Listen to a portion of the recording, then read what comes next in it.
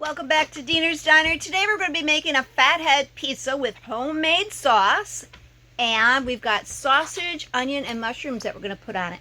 Let's get going. The spices that I'm using for the pizza is going to be cilantro. I just got to put a sprig in there. Some oregano, parsley, marjoram, and basil. I went out in the grocery store that I'm growing in my backyard. And I picked those and cut them up. I've got some garlic and onion powder here and some pepper. We're just going to mix all this in and then we'll get it mixed into our sauce. So in order to make my pizza sauce, I've got some fermented tomatoes that I made last year in the fall. I've got some basil in there. So them are my fermented tomatoes. That's about 2 cups there. I am going to add about 6 ounces of a tomato paste, and let's get that in. And we'll use the immersion blender to get this mixed up.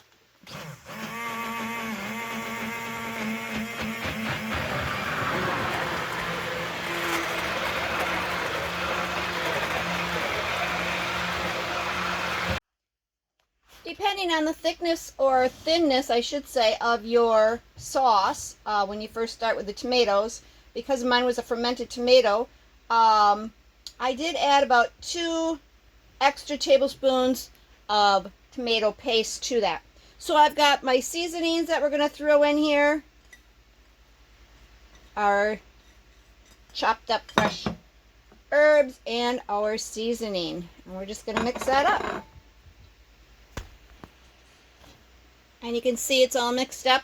I know that I won't be using all of this, so I can keep this in a jar and I'll put it in the fridge for further use. For our fathead pizza dough, we're using 2 cups of low moisture shredded mozzarella. We're going to put this in a microwave safe bowl, something bigger.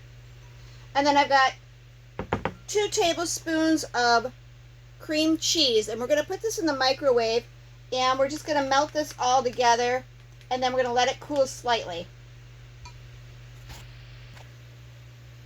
We've got our cheeses all melted together, a nice smooth consistency. Now we're going to go ahead and add 3/4 of a cup of almond flour. And then I've got 1 large egg that I'm going to slightly scramble. We're just going to incorporate that in. This dough is going to be sticky, like, not Play-Doh, you know, it's just going to be sticky.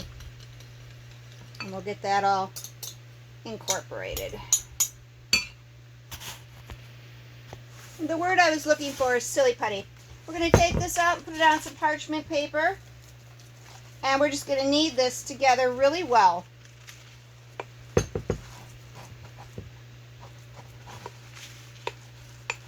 Kind of stringy.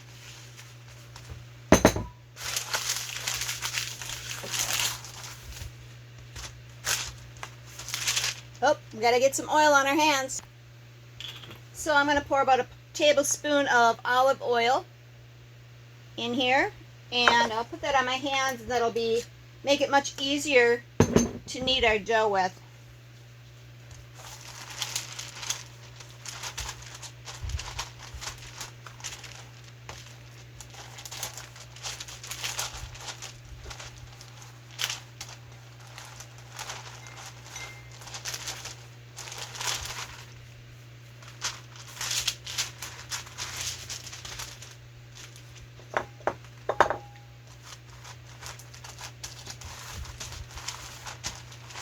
Just want to make sure it's all mixed up. You don't want to see any globs of egg or sour cream.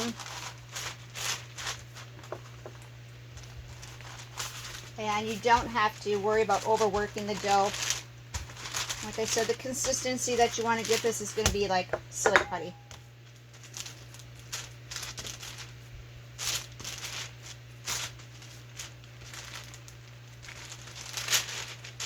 Can't get that off there.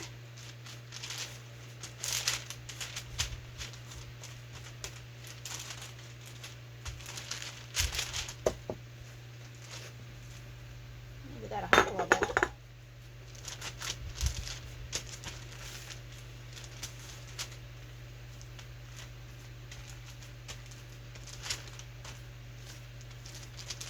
So we're using some parchment paper as our surface, and then we're going to put this between the two pieces of parchment paper, and we will roll out the dough. I'm going to pat it down here, and then we will roll out the dough with a rolling pin once I get a piece of parchment paper over the top. Went ahead and put a little oil on top of the crust here. So I put the paper down just so it doesn't stick. And from here, we're going to try to roll this out. And I want this to be thin. I'm not really looking for a thick crust.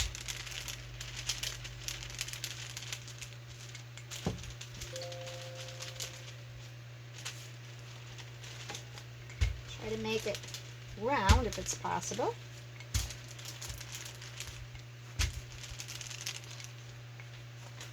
I think my crust is going to be more rectangular.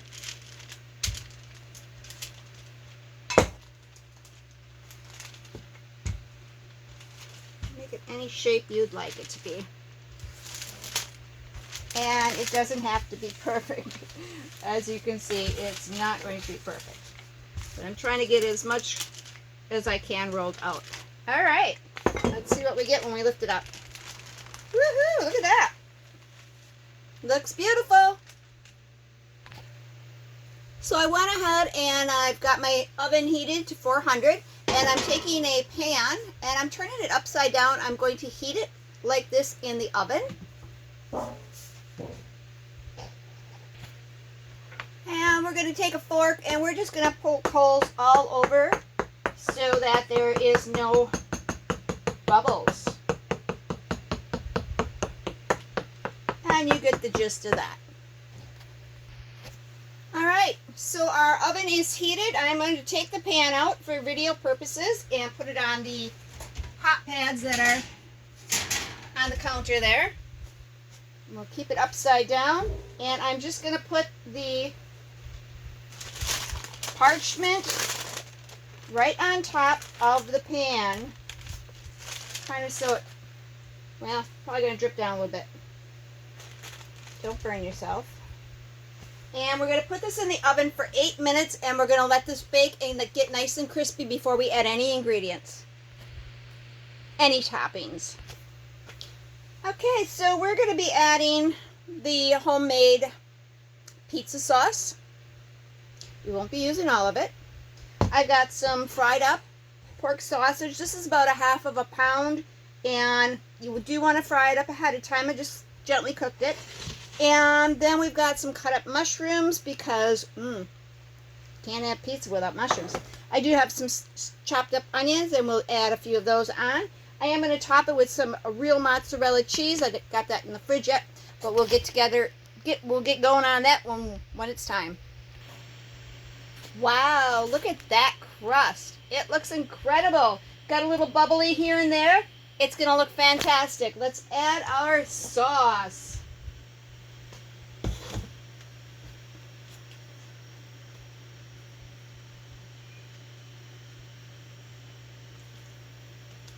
The sauce thickened up really nice.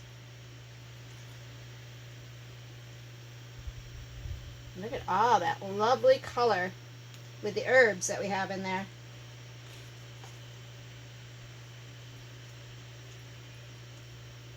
And I left the oven on because we're going to put this back in.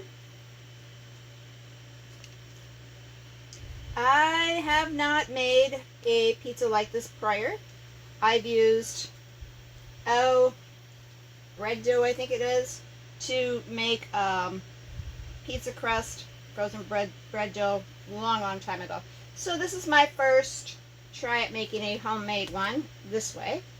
So we'll see how it goes. It's looking pretty awesome.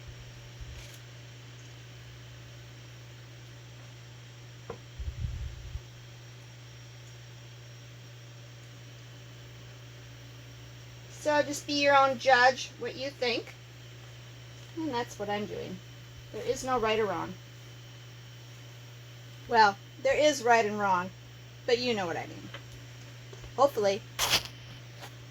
Okay, let's add our sausage. Once again, this is Italian pork sausage. It's already been cooked.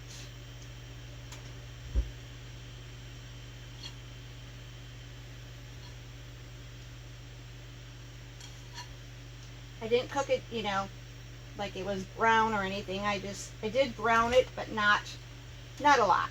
I just cooked it to get the pink out of it. So it's going to go in the oven, and it will continue to cook as much as it's needed. Put some onions on here.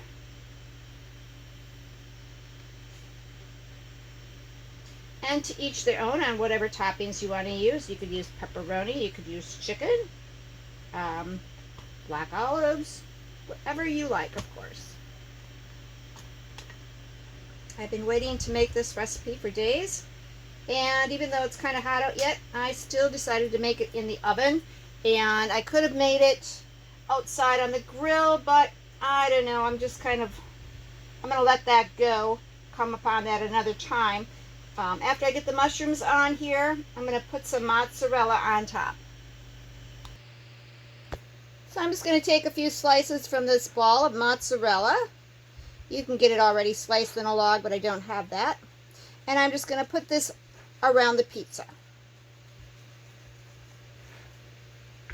I'm using about 4 slices. I'm just going to go ahead and break those up all around the pizza, where I know that when I eat a pizza, I want it on the ends, near the crust, and occasionally here and there.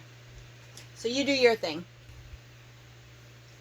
As for this being a fathead crust pizza, you could call it a type of keto pizza. A lot of people don't use tomatoes when they have pizza or when they do keto. But I did not add any sugar to my pizza sauce, so I'm perfectly fine with that. I am going to add some other shredded cheese just on top a little bit, and we're just going to sprinkle that on.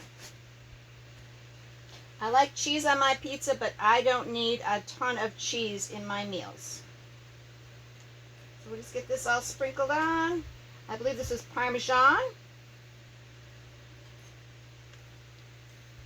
So that'll add a lot of flavor also. This should be one flavorful pizza. All right, let's get it back in the oven.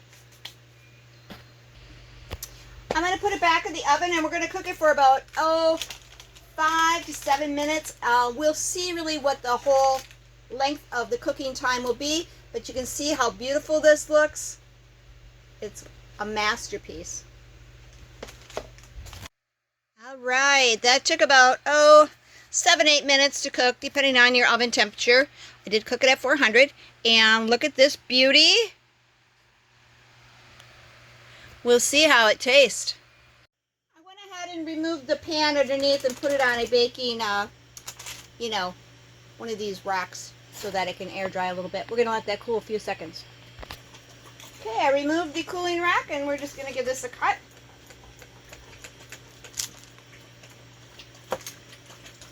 When you're making a fathead pizza, you want to be sure not to add too much onto the pizza, because it can make the crust soggy. And this turned out really good, if you can see the bottom here. Got a little dark. Well, I'm going to take one for the team and risk my life. Let's see how it tastes.